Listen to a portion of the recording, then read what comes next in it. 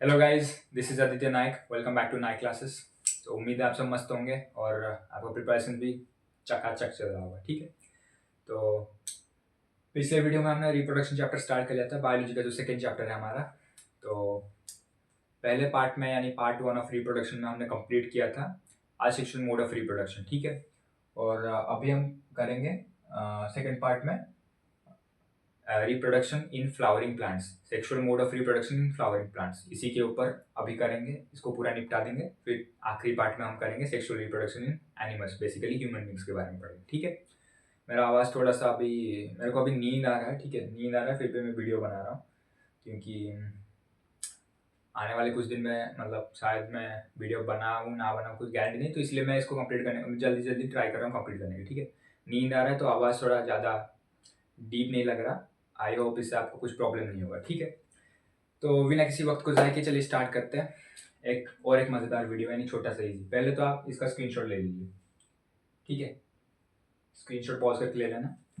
एक बात मैं आपको बता देता हूँ कि मैं जितना भी यहाँ पे बोर्ड पे लिखता हूँ, अगर आप उसका स्क्रीनशॉट लेके नोट्स बनाते हैं, उतना ही लिखते हैं, तो that would be more than enough. उससे बाहर आपको कोई नोट्स के लिए किताब, कोई कॉपी, किसी सीनियर का कॉपी या फिर अदर मटेरियल्स चाहिए नहीं। इतना notes would be more than sufficient होंगे आपके लिए। ठीक है। और मैं काफ़ी कॉन्साइज वे में बनाता हूँ, जो कि ईजी होगा मेमोराइज करने के लिए, याद भी रह जाता जल्दी। ठीक है। मैं जैसे नोट्स बनाया करता था जब मैं 10th में था, उसी नोट्स को ही आपको यहाँ पे दे रहा हूँ। ठीक है। तो चलिए स्टार्ट करते हैं बिना किसी वक्त को ज़ाया किए। तो आज का हमारा टॉपिक है sexual reproduction in flowering plants. तो पहले हम जान लेते हैं कि सेक्सुअल रिप्रोडक्शन क्या है। मैं पहले पार्ट में बता दिया था कि what is sexual reproduction, the type of reproduction in which two parents, one male and one female, is required to produce a new organism or individual is known as sexual mode of reproduction. There is a lot of variance. Sexual reproduction gives lot of variations due to due to the mixing of different genes. ठीक है। ये था sexual reproduction का एक advantage. उसमें काफ़ी सारे variations देखने को मिलते हैं क्योंकि दो जीन्स आपस में मिलते हैं। जीन्स क्या है, डीएनए क्या है, ये भी इस वीडियो में हम देख लेंगे। ठीक है। चलिए स्टार्ट करते हैं। पहला है flowers are the reproductive parts of plant. जो प्लांट है वो कैसे रिप्रोड्यूस करता है, तो प्लांट का मेन रिप्रोडक्टिव पार्ट है फ्लावर्स। ठीक है। फ्लावर यानी फूल। जो फूल हम भगवान को चढ़ाते हैं ना, वो बोलते हैं कि वो फूल सिर्फ चढ़ाने के, भगवान को चढ़ाने के लिए होता है, माला बनाने के लिए होता है, नहीं। फ्लावर्स का काम ही है रिप्रोड्यूस करना प्लांट में, क्योंकि प्लांट के पास तो कोई रिप्रोडक्टिव पार्ट्स नहीं है, ऑर्गन्स नहीं है जिसके थ्रू वो ऐसे ह्यूमंस के जैसे वोम फॉर्मेशन होता है प्लांट में, तो उसे वोम फॉर्मेशन नहीं होगा। तो इसीलिए तो फ्लावर्स, प्लांट में क्या होता है, फ्लावर्स होते हैं जिनके थ्रू न्यू प्लांट्स या फिर न्यू ऑर्गेनिजम्स प्रोड्यूस होते हैं, यानी उनका रिप्रोडक्शन प्रोसीजर होता है। Flowers are the reproductive parts of plant. Point number 1 गया। ठीक है। देन हम देखेंगे पार्ट्स ऑफ फ्लावर। मैं डायग्राम पहले ही बता दिया हूँ कि मेरा डायग्राम इतना अच्छा नहीं है, फिर भी मैं ट्राई किया हूँ my best. I given my best to draw this diagram. ठीक है। 4 बार मिटाने के बाद ये डायग्राम बना था। ये थोड़ा अच्छा लगा इसलिए रखा इसको, मैंने 5वीं बार मिटाने की नौबत आ जाता है। ठीक है। तो ये एक प्लांट फ्लावर है। फ्लावर के कुछ पार्ट्स है, मैंने लिखा है। ठीक है। पहले पार्ट आप देख लीजिए, यहाँ पे जो सेंटर में एक यू लाइक स्ट्रक्चर है, उल्टा यू। ठीक है। Horizontally sorry vertically upright U shape में जो है, नीचे की तरफ जो ऐसा आ, ये वाला जो पोर्शन, इसको क्या बोलूँ मैं, वर्टिकल यू की तरह ही दिख रहा है ना ये चीज। वी या यू कुछ भी बोल सकते हैं, या जैसे जैसे उल्टा हो गया है तो उसको बोलते हैं ओवारी। ठीक है। ओवारी याद रखना नाम, ओवारी। और ये जो ऐसे पत्ते की तरह निकला है ये है सेपल। और ये देख रहे हैं लंबा सा गया ट्यूब टाइप का, और उसके ऊपर ऐसे सर्कल हुआ है, तो ये जो सर्कल है वो आंथर है। और ये जो लंबा वाला पोर्शन है उसको फिलामेंट बोलते हैं। ठीक है। लंबा वाला पोर्शन फिलामेंट है, ये वाला आंथर है। और ये जो है इसको पेटाल बोलते हैं। और ये है सेंटर में जो ये ऐसे है, उसको इसको बोलते हैं स्टिग्मा। और वो जो स्टिग्मा से रिलेटेड जो ट्यूब है उसको बोला जाता है स्टाइल। ठीक है। स्टाइल फैशन वाला स्टाइल नहीं, ये उसका स्टाइल स्पेलिंग तो सेम है फैशन वाला का के हिसाब से रिलेट करता है, लेकिन यहाँ स्टाइल का मतलब है जो स्टिग्मा से रिलेटेड जो ट्यूब है, कनेक्टेड ट्यूब है, उसको स्टाइल कहा जाता है। ठीक है। Sepal, petal, stigma, anther, filament, ovary, इतना ही आपको याद रखना बस। और भी कई सारे पार्ट्स हैं, लेकिन आपको याद बस इतना ही रखना है रिप्रोडक्टिव पार्ट्स में, ठीक है। अगर इतना याद ना रख के आप सिर्फ 4 चीज़ों को भी याद रख सकते हैं, सॉरी, ठीक है। एक तो होता है पेटल, फिर होता है स्टैमेन, दूसरा है पिस्टिल। पिस्टिल को कार्पेल भी कहा जाता है, ठीक है। तो स्टैमेन, स्टिग्मा और पिस्टिल और कौन सा आंथर, इतना 4 को भी याद रखते तो भी चलेगा।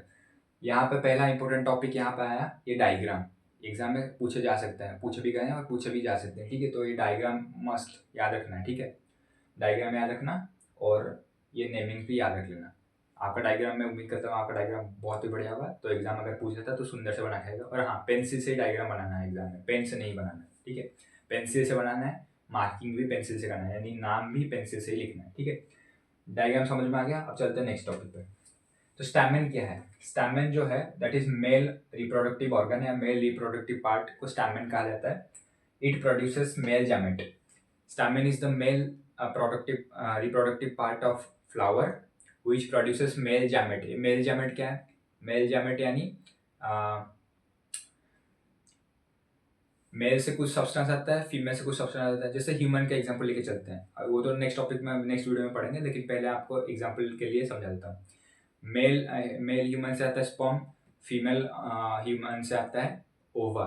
तो वो दोनों जब फ्यूज होते हैं तभी क्या होता है, fetus produce, newborn babies produce होते हैं, ठीक है। तो वो जो यहाँ पे जो सॉरी वहाँ पे क्या है, ये ह्यूमन केस में क्या होता है, जो स्पर्म और ओवा है, तो मेल गैमेट यानी स्पर्म हो गया, फीमेल गैमेट यानी ओवा हो गया। तो सिमिलरली स्टैमेन जो है ये प्रोड्यूस करता है मेल गैमेट, यानी प्लांट का जो मेल गैमेट है वो प्रोड्यूस करता है स्टैमेन। तो स्टैमेन क्या है? The male reproductive organ of flower that produces male gamete. याद रखना, डेफिनेशन याद रखना, डेफिनेशन भी पूछे जा सकते हैं, ठीक है। लिख लेगा कि 5 मार्क का क्वेश्चन आ जाएगा, लिख लेगा कि draw a neat and level diagram of A flowering reproductive part of flowering plant and what is stamen, stigma, carpel, pistil, ऐसे पूछ लेगा, ठीक है। तो याद रखिए स्टैमेन क्या है? Stamen is the male reproductive organ of A flowering flower which produces male gamete, ठीक है। मेल ऑर्गन है यानी मेल गैमेट प्रोड्यूस करेगा, क्लियर। फिर आते हैं कार्पेल पे। कार्पेल क्या है? Carpel is the female reproductive part of a flower which produces female gamete, ठीक है। तो स्टैमेन क्या करता है? मेल गैमेट प्रोड्यूस करता है, कार्पेल फीमेल गैमेट प्रोड्यूस करता है प्लांट के अंदर, फ्लावर के अंदर, ठीक है। कार्पेल को क्या कहा जाता है? कार्पेल का अदर नाम है पिस्टिल। आप पिस्टिल और कार्पेल के अंदर कंफ्यूज मत होना। कार्पेल यानी पिस्टिल होता है, पिस्टिल यानी कार्पेल होता है, दोनों का नाम सेम है, मतलब दोनों ही सेम चीज़ है, ठीक है। जैसे मेरा नाम है आदित्य और मेरे को और भी जैसे निकनेम है मेरा राजा भी है, राहुल भी है। तो कोई भी बुलाता है घर पे आदि, राजा, राहुल, कुछ भी करके, तो मैं ही मेरे को मतलब मैं जान लेता हूँ कि मेरे को बुलाता है, ठीक है। कंफ्यूज नहीं होता। तो उसी हिसाब से आपको भी कंफ्यूज नहीं होना है कि कार्पेल क्या है, पिस्टिल क्या है, दोनों ही सेम है, क्लियर। फिर आता है स्टामेन क्या है, कार्पेल क्या है। कार्पेल प्रोड्यूस करता है फीमेल गैमेट, स्टामेन प्रोड्यूस करता है मेल गैमेट। फिर आता है नेक्स्ट, देखते हैं। तो स्टामेन और कार्पेल के बेसिस के ना फ्लावर्स को 2 टाइप्स में कैटेगराइज किया गया है। तो पहला जो कैटेगरी है that is unisexual flower. Unisexual flower में क्या है? इसका मतलब है those flowers having only stamen और कार्पेल, ठीक है। यानी एक ऐसा फ्लावर जिसके पास ओनली स्टैमेन होगा या फिर ओनली पिस्टिल या फिर पिस्टिल होगा, यानी दोनों में से कोई एक चीज होगा। यूनि मतलब सिंगल, यानी स्टैमेन और पिस्टिल में से कोई एक चीज होगा, आइदर स्टैमेन होगा या फिर पिस्टिल होगा, ठीक है। जिसके पास सिर्फ स्टैमेन या फिर सिर्फ पिस्टिल है उसको यूनिसेक्सुअल फ्लावर कहा जाता है। तो एक डेफिनेशन क्या है? Unisexual flowers are those flowers which have only stamen और व्हिच कंटेन्स ओनली स्टैमेन और कार्पेल, ठीक है। दोनों में से कोई एक चीज होगा उसके पास, उसको बोल रहे हैं यूनिसेक्सुअल फ्लावर। फिर आता है bisexual flower, next category. Bisexual flower क्या है? बाई मतलब 2 होता है, यूनि का ऑपोजिट हो जाएगा, यानी those flowers which have both stamen and carpel, ठीक है। यानी एक ऐसा फ्लावर जिसके पास स्टैमेन भी है और पिस्टिल भी है, दोनों यानी flower which contain both stamen and pistil is called bisexual flower. Stamen which contains either stamen or pistil is called unisexual flower. तो यूनिसेक्सुअल फ्लावर का एग्जांपल है पपाया, बाइसेक्सुअल फ्लावर का एग्जांपल है मस्टर्ड, ठीक है, एग्जांपल भी याद रखना, मस्टर्ड है बाइसेक्सुअल का, यूनिसेक्सुअल का है पपाया, ठीक है। फिर आते हैं नेक्स्ट टॉपिक पे, फिर आता है पोलिनेशन, इंपॉर्टेंट टॉपिक यहीं से स्टार्ट हो गया, मतलब ये तो इंपॉर्टेंट था, फिर यहाँ से भी ये थोड़ा ज़्यादा मतलब एग्जाम के पॉइंट ऑफ व्यू से ज़्यादा इंपॉर्टेंट है। पॉलिनेशन, पॉलिनेशन क्या है? Transfer of pollen grains from anther to stamen, sorry from anther of stamen to stigma of a pistil. हमने यहाँ पे देखा था एंथर क्या है, एंथर ये जो बॉल लाइक स्ट्रक्चर यहाँ पे दिखा रहा है ये एंथर है, स्टिग्मा क्या है, ये जो है सेंटर पे, एंथर से लेके ये जो क्या बोलते हैं स्टैमेन जो है ना, स्टैमेन के अंदर ही एंथर आता है, ठीक है, और पिस्टिल के अंदर आता है स्टिग्मा, ठीक है। तो स्टैमेन से जब लेकर स्टिग्मा के अंदर पोलन ग्रेन का ट्रांसफर होता है तो उसी को कहा जाता है पोलिनेशन, ठीक है। पोलन ग्रेन क्या है? पोलन ग्रेन कुछ नहीं है, मेल जामेट है, मेल जामेट को जो the male gamete which is produced inside the stamen और inside the anther of a stamen is known as pollen grain, यानी मेल जामेट को ही पोलन ग्रेन कहा जाता है। जैसे ह्यूमन के मेल जामेट को स्पर्म कहा जाता है, वैसे ही फ्लावरिंग प्लांट्स का मेल जामेट को पोलन ग्रेन्स कहा जाता है। वो पोलन ग्रेन जब आंथर से लेके स्टिग्मा के अंदर जाता है, आंथर कहाँ पे है? स्टैमेन के अंदर है, यानी आंथर से लेके जब स्टिग्मा के अंदर जाता है, आंथर से यहाँ से स्टार्ट होकर स्टिग्मा के अंदर चला गया, उस जो ट्रांसफर हुआ उसी को बोला जाता है पोलिनेशन, ठीक है। Pollination is the process of transfer of pollen grain from the anther of stamen to the stigma of a pistil. याद रखना, anther of stamen to the stigma of the pistil जब पोलन ग्रेन ट्रांसफर होता है उसी को कहा जाता है पोलिनेशन, ठीक है। एक है पोलिनेशन। पोलिनेशन का भी दो टाइप्स होते हैं, एक होता है सेल्फ पोलिनेशन, दूसरा होता है क्रॉस पोलिनेशन। तो सेल्फ पोलिनेशन क्या है? सेल्फ पोलिनेशन, सेल्फ से वर्ड से ही आप जान पा रहे हो, सेल्फ यानी खुद। तो सेल्फ का मतलब, सेल्फ पोलिनेशन का मतलब यहाँ पे क्या हो गया? Transfer of pollen grain in same flower, यानी सेम फ्लावर के अंदर ही पोलन ग्रेन का ट्रांसफर होगा, यानी एक ही फ्लावर है, एक ही फ्लावर के अंदर स्टैमेन एंथर से पोलन ग्रेन ट्रांसफर होकर सेम फ्लावर के स्टिग्मा के अंदर चला गया, तो उसको कहा जाएगा सेल्फ पोलिनेशन। यानी एक बात अंदाजा लगाइए, बाइसेक्सुअल फ्लावर में क्या था?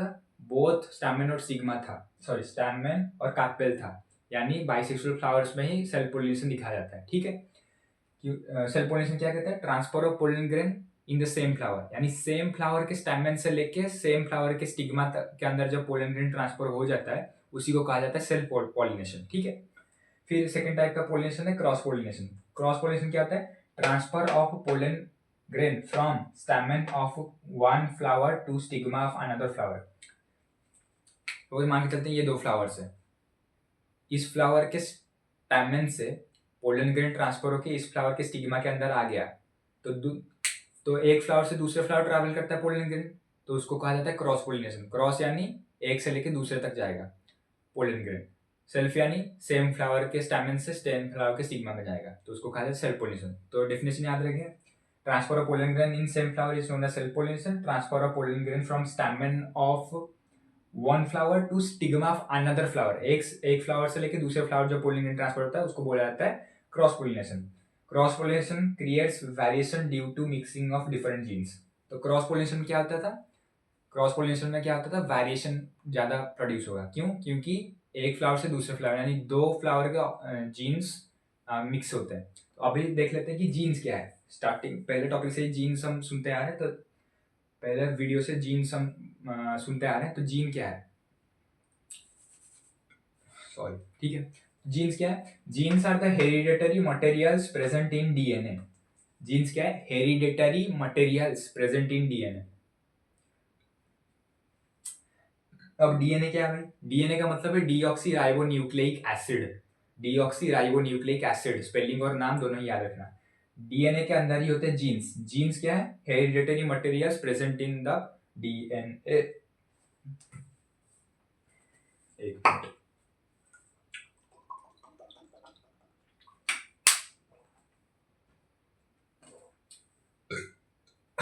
सॉरी, ठीक है।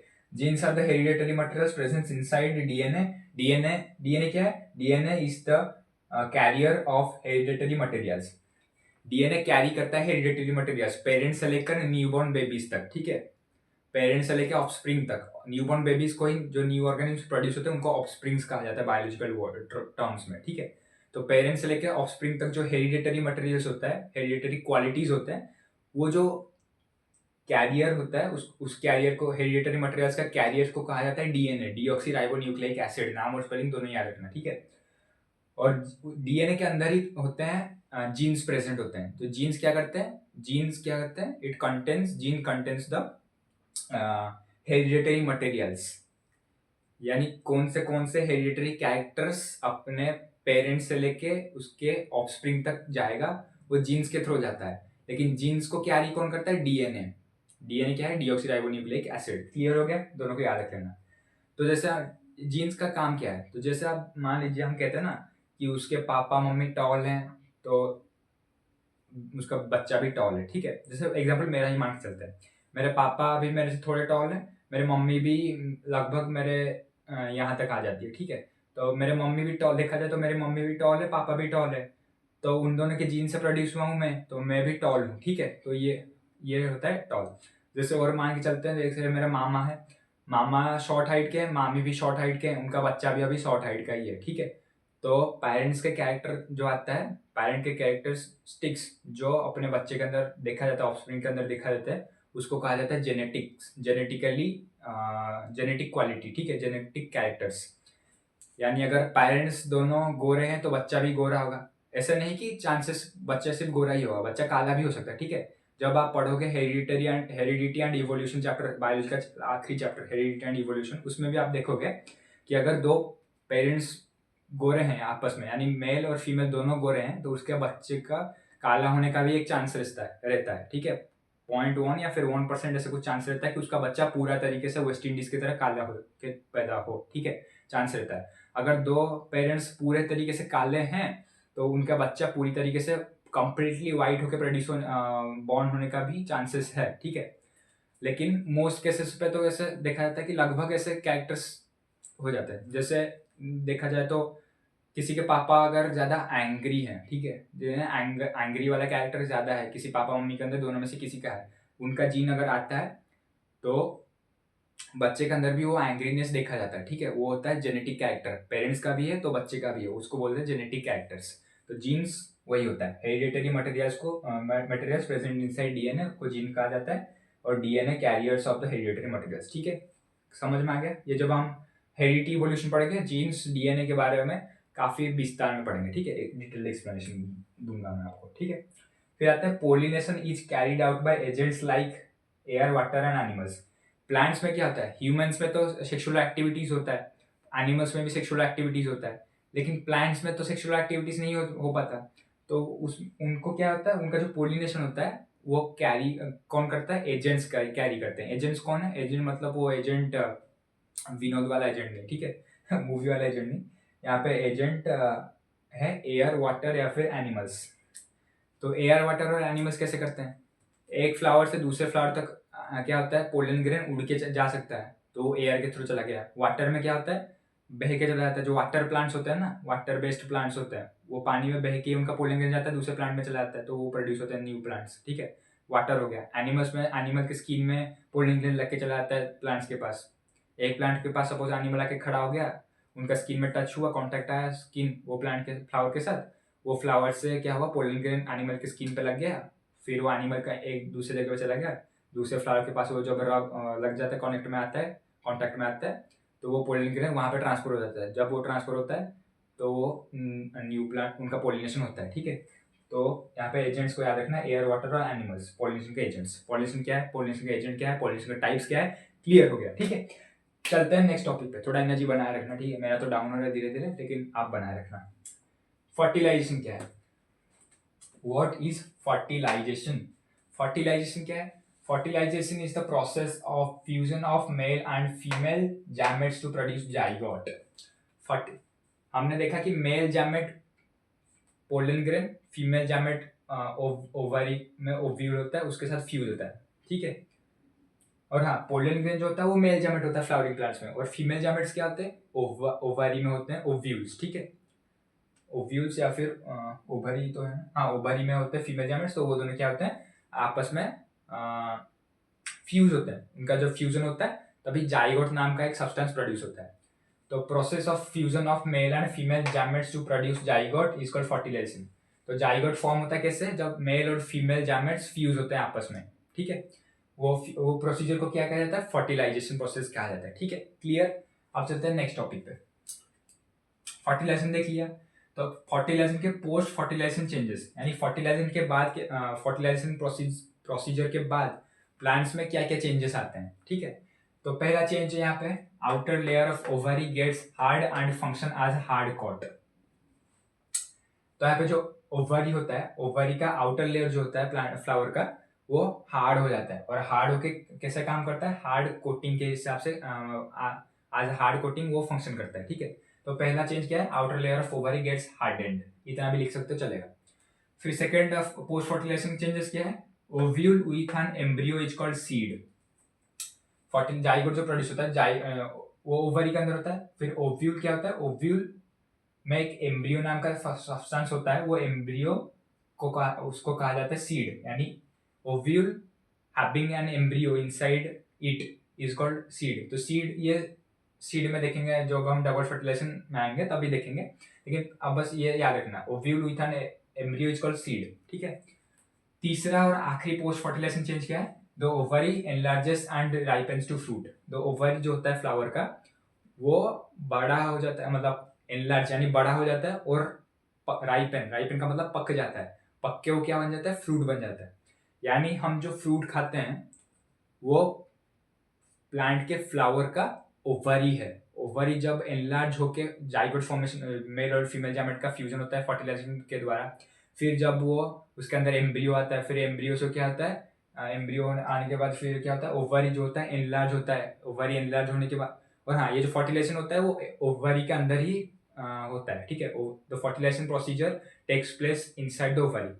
उसके बाद क्या होता है, जाइगोट फॉर्मेशन होता है, वो भी ओवरी के अंदर ही फॉर्म होता है। ओवरी के अंदर फॉर्म होने के बाद क्या होता है, वो ओवरी जो होता है फ्लावर का, दैट एनलार्जेस, यानी ओवरी बड़ा होता है, ठीक है। जैसे मम्मी के पेट में जब बच्चा होता है तब मम्मी का पेट भी जैसे फूला हुआ एनलार्ज होता है, थोड़ा सा वोम टाइप, वोम फॉर्मेशन होता है, वैसे ओवरी भी फूल जाता है, एनलार्ज हो जाता है धीरे से, ठीक है। एनलार्ज होके क्या होता है, वो राइपेन हो जाता है, राइपेन मतलब पक जाता है।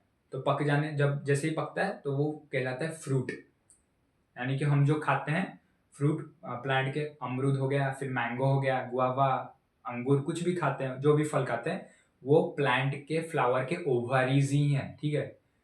जाइगोट फॉर्मेशन के बाद ओवरी जब बड़ा होता है, फिर राइप होता है, फिर वो फ्रूट के तरह हो जाता है और उसको हम खाते हैं, ठीक है। क्लियर है, कॉन्सेप्ट आपको समझ में आ गया होगा। चलते हैं नेक्स्ट टॉपिक पे, डबल फर्टिलाइजेशन। हमने देख लिया फर्टिलाइजेशन क्या है, process of fusion of male and female gametes to produce zygote. अब देखेंगे डबल फर्टिलाइजेशन क्या है और इसको डबल फर्टिलाइजेशन क्यों कहा जाता है, ठीक है। तो पहले पढ़ते हैं क्या लिखा है, it is a process in which two sperm nuclei, two sperm nuclei यानी टू स्पर्म मतलब क्या होता है, दो ठो स्पर्म होते हैं, और न्यूक्लियस, स्पर्म का मतलब यहाँ पे देख लो, स्पर्म रिलेटेड होता है हमेशा मेल गैमेट से, ठीक है। तो टू स्पर्म, आप बोलोगे कि भैया आप तो अभी तो कहा कि ह्यूमन के गैमेट को स्पर्म कहा जाता है, यहाँ पे प्लांट के तो फ्लावर को क्यों स्पर्म कहा गया है, यहाँ पे फ्लावर के गैमेट को। मेल स्पर्म कोई सिर्फ ह्यूमन के लिए नहीं है, स्पर्म वर्ड किसी यूज किया जाता है, मेल गैमेट के लिए यूज किया जाता है। तो प्लांट में भी मेल गैमेट और फीमेल गैमेट होता है, तो मेल गैमेट को कहा जाता है टू स्पर्म, सॉरी स्पर्म कहा जाता है, ठीक है। तो जब it is a process in which two sperm nuclei and one sperm nucleus fuses with the egg nucleus, यानी ओवरी के अंदर जो एग न्यूक्लियस होता है, ओवरी के अंदर एग होता है, ठीक है, और स्पर्म के अंदर जो न्यूक्लियस होता है, तो बेसिकली जो स्पर्म और ओवरी है इसको जर्म सेल्स कहा जाता है, ठीक है। बायोलॉजिकल टर्म्स में जर्म सेल्स कहा जाता है, किताब में भी देखोगे होगा, तो उसको कहा जाता है जर्म सेल्स, ठीक है।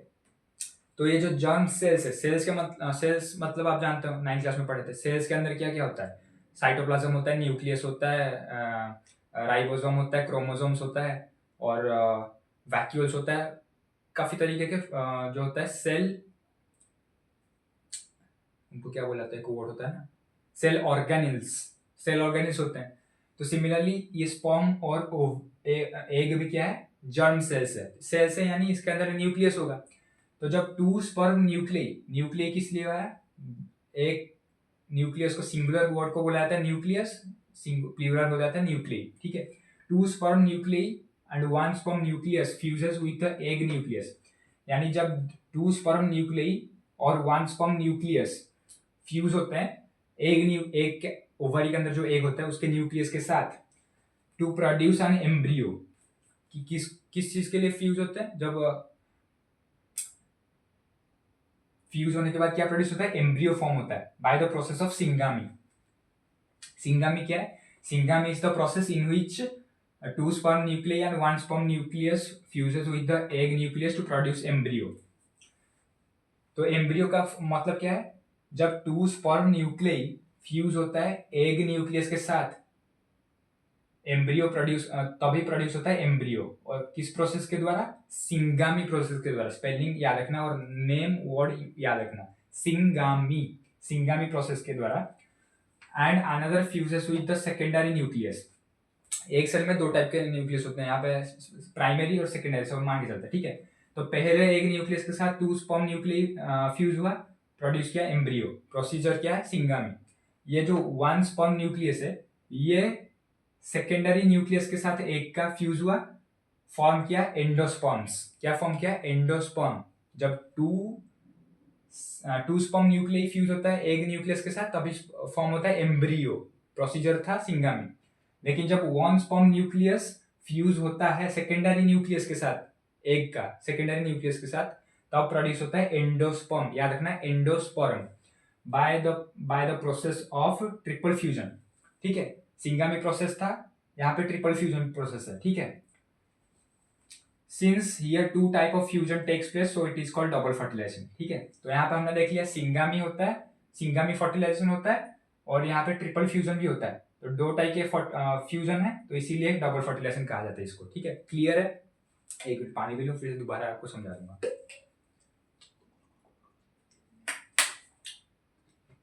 ठीक है।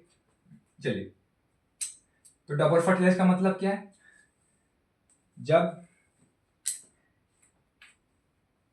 एक मिनट शांति से, फिर स्टार्ट करते हैं। 1 मिनट शांति रखते हैं, ठीक है, ठीक है। चलिए स्टार्ट करते हैं। डबल फर्टिलाइजेशन का मतलब क्या है? 2 स्पर्म न्यूक्लियस फ्यूज होता है प्राइमरी एग न्यूक्लियस के साथ, तो फॉर्म होता है एम्ब्रियो। प्रोसीजर क्या होता है वो फॉर्मेशन का? जो जिस प्रोसीजर से 2 स्पर्म न्यूक्लियस और प्राइमरी एग न्यूक्लियस फ्यूज होते हैं उस प्रोसीजर को कहा जाता है सिंगामी, और प्रोड्यूस होता है एम्ब्रियो, ठीक है। और उसी टाइम पे साइमल्टेनियसली जब 1 स्पर्म न्यूक्लियस फ्यूज होता है सेकेंडरी न्यूक्लियस के साथ एग का, 1 स्पर्म न्यूक्लियस फ्यूज होता है सेकेंडरी एग न्यूक्लियस के साथ, फॉर्म होता है एंडोस्पर्म्स। क्या फॉर्म होता है? एंडोस्पर्म्स। प्रोसीजर क्या, नाम क्या होता है? ट्रिपल फ्यूजन, ठीक है। तो यहाँ पे एंडोस्पर्म्स फॉर्म हुआ है और एम्ब्रियो फॉर्म हुआ, 2 चीज फॉर्म हुए, 2 फर्टिलाइजेशन यहाँ पे हुआ। पहला जो प्रोसीजर था सिंगामी प्रोसेस के द्वारा एक फ्यूजन हुआ, दूसरा फ्यूजन हुआ ट्रिपल फ्यूजन के द्वारा। तो इसी को कहा जाता है डबल फ्यूजन, ठीक है। यानी यहाँ पे सिंगामी भी होता है, ट्रिपल फ्यूजन भी होता है, तो 2 टाइप के फ्यूजन एक साथ 2 फ्यूजन होते हैं साइमल्टेनियसली, तो इसीलिए इसको डबल फ्यूजन कहा गया, ठीक है। इतना ही बस याद रखना है। 2 स्पर्म न्यूक्लियस फ्यूज होता है, 2 स्पर्म न्यूक्लियस फ्यूज होता है प्राइमरी एग न्यूक्लियस के साथ, forms embryo by the procedure of Singami। जब 1 sperm nucleus fused with secondary egg nucleus produces endosperms by the procedure of triple fusion। 2 fusion हुआ, double fertilisation, इसीलिए इसका नाम पड़ गया, ठीक है। क्लियर?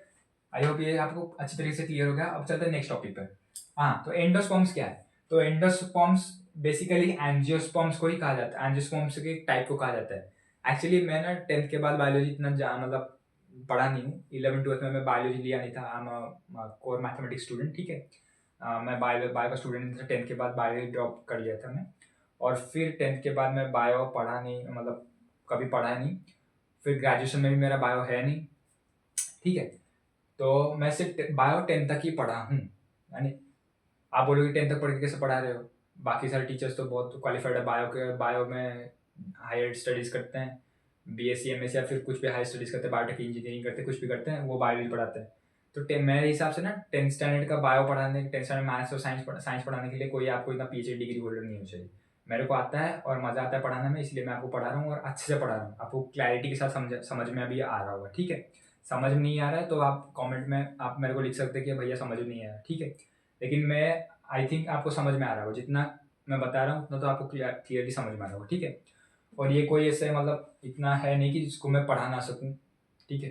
10th के बाद बायो लिया नहीं था तो इसका मतलब ये नहीं कि मैं आपको पढ़ा नहीं पाऊंगा, मैं पढ़ा पाऊंगा, आराम से पढ़ा पाऊंगा, मैं मैथ्स भी पढ़ा पाऊंगा, साइंस भी पढ़ा पाऊंगा, आपको 10th स्टैंडर्ड का है। मैं SST का हिस्ट्री और पॉलिटिकल साइंस भी पढ़ा सकता हूँ। ज्योग्राफी और इकोनॉमिक्स में थोड़ा वीक था, मतलब याद नहीं है, लेकिन हिस्ट्री और पॉलिटिकल साइंस भी आपको पढ़ा सकता हूँ आराम से, ठीक है। तो बोला कि भैया घमंडी है कि ना, घमंड कर रहा है अपना ज्ञान को लेकर घमंड नहीं कर रहा हूँ, बस ऐसे ही बोल दिया, ठीक है। तो हाँ, तो ये एंजियोस्पर्म्स एंडोस्पर्म्स ये जो है, ये 10th के बाद अगर आप 11th 12th में बायो लेते हैं तो उसको और भी डिटेल्ड तरीके से पढ़ोगे। अगर 12th के बाद आप BSc बायोलॉजी ऑनर्स लेते हो, यानी बॉटनी या फिर जूलॉजी लेते हो, जूलॉजी यानी deals with animals, botany deals with plants. तो जब बॉटनी ऑनर्स लेते हो तो बॉटनी में भी आप प्लांट्स के बारे में बहुत कुछ पढ़ लोगे डीप में, ठीक है। फ्लावरी प्रोडक्टिव सिस्टम प्लांट्स के क्या क्या होते हैं डीप में पढ़ोगे, तो एंजियोस्पर्म्स एंडोस्पर्म्स ये वो वगैरह वगैरह सब पढ़ोगे। 10th स्टैंडर्ड के हिसाब से जितना जरूरी है, मैं मेरे को उतना नॉलेज है आपको पढ़ाने के लिए 10th स्टैंडर्ड के हिसाब से, तो मैं आपको इसीलिए पढ़ा भी रहा हूँ, ठीक है। हाँ, मैं जब एनडी का एग्जाम दे रहा था उसमें भी मैं ठीक ठाक बायो पढ़ के गया था, और मैं बायो में काफ़ी सारे क्वेश्चंस मेरे ठीक भी थे, काफ़ी सारे नहीं, ऑलमोस्ट लाइक बायो की बात कर रहा हूँ। बायो में सपोज मान के चलते हैं 10 क्वेश्चन आए थे तो मेरे लगभग 7-8 तो ठीक ही थे, करेक्ट थे, ठीक है। तो मैं इसीलिए बहाना नहीं मान, हाँ, तो थोड़ा पॉज लेते हैं पढ़ाई से, ठीक है। तो बहुत सारे ऐसे लोग होते हैं ना, बोलते हैं कि मैं 10th के बाद मैथ्स ले लिया तो मैं बायो नहीं पढ़ा पाऊंगा, मैं 10th के बाद बायो ले लिया, मैथ्स ड्रॉप कर लिया तो मैं 10th का मैथ्स नहीं पढ़ा पाऊंगा, तो ऐसे बोल देते हैं। लेकिन मेरा और कई सारे ऐसे भी होते हैं, जैसे कि मैं मान के चलता हूँ, मेरे को कोई हिस्ट्री का डाउट पूछ लेता है तो मैं बोल देता हूँ कि भाई मैं 10th के बाद साइंस स्टूडेंट हूँ, तो मैं पढ़ा नहीं बोल नहीं पाऊंगा। लेकिन यहाँ पे ना हमें गलती करते हैं, क्या गलती करते हैं, हमने 10th तक तो पूरा पढ़ा था, SST इंग्लिश, मेरा मदर टंग जो था उड़िया उसको भी पढ़ा था मैंने। अगर मैं अभी बोलूँगा मैं 10 साल तक उड़िया पढ़ा, ठीक है, यानी 10 साल नहीं, ज़्यादा तो उड़िया पढ़ा, नर्सरी और 10th तक मिला दें तो 11 साल हो गया उड़िया पढ़ा मैं स्कूल में। तो अगर मैं जाके बोलूँ कि मेरे को 52 को उड़िया में कुछ बोलते हैं, सपोज 52 को उड़िया में कुछ बोलते हैं ना, जैसे हिंदी में 52 बोलते हैं तो उड़िया में भी कुछ बोलते होंगे 52 को, तो मैं बोलूँगा कि मेरे को इंग्लिश में बोलो 52 का, उड़िया में कोई अगर बोलता है तो मैं बोलूँगा समझ में नहीं आया। तो ये थोड़ा गलत होता है ना। घर में भी वो उड़िया से बात करता है, मदर टंग उड़िया, तो उड़िया में बात करते हैं। फिर इसमें बात नॉर्मल फ्रेंड्स के साथ भी उड़िया में बात करते हैं। फिर जब आ जाता है तो हम बोलते हैं कि हाँ मैं इंग्लिश मीडियम स्टूडेंट, तो मैं उड़िया में बात नहीं कर सकता, मतलब उड़िया के नंबर्स मेरे को समझ नहीं आते हैं। मैं बोलूँगा कि 10th के बाद मैं साइंस स्टूडेंट हूँ तो मैं SST नहीं पढ़ा सकता 9th क्लास के बच्चों को, 10th क्लास के बच्चों को। क्यों, आप तो 10th तक SST पढ़ के आए थे, ठीक है।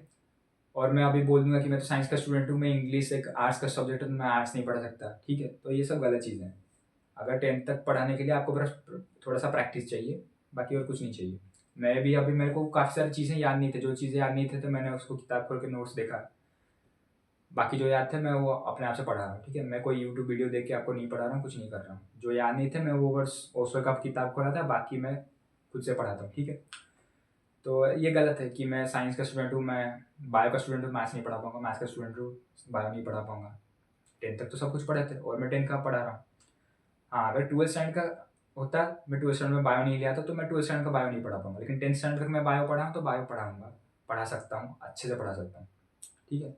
10th स्टैंडर्ड तक मैंने प्योर मैथ, किसी ने मैथ्स पढ़ा है, फिर 11th 12th में बायो ले लिया, तो वो फिर 12th का मैथ्स नहीं पढ़ा पाएगा, लेकिन 10th का मैथ्स तो आराम से पढ़ाएगा ना, क्योंकि तुम 10th में मैथ्स लिए थे, तुम मैथ्स पढ़े हो 10th का क्या क्या होता है, ठीक है।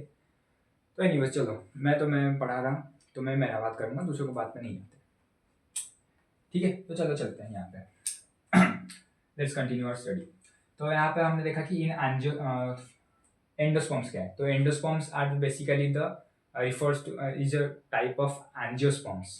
तो एंजियोस्पर्म्स क्या है, angiosperms are refers to those flowering plants, यानी ऐसे फ्लावरिंग प्लांट्स को एंजियोस्पर्म कहा जाता है जो कि सीड प्रोड्यूस करते हैं। सीड यानी बीज, बीज होता है, ठीक है।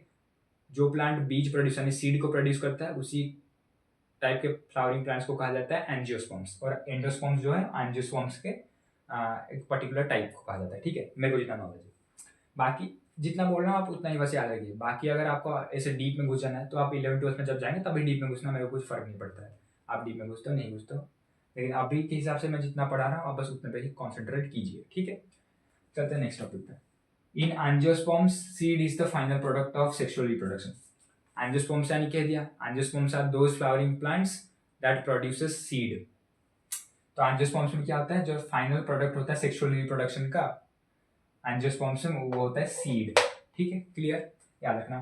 फिर आते हैं सीड कंटेंट्स।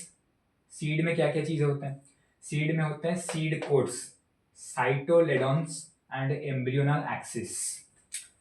सीड कोट्स होते हैं, साइटोलेडॉन्स होते हैं, एम्ब्रियो एक्सिस होते हैं, एम्ब्रियोनल एक्सिस होता है। तो सीड कोट्स यानी जो सीड को अपर लेयर में जो यानी आउटर लेयर में जो कवरिंग होता है सीड का, उसको बोलते हैं सीड कोट्स।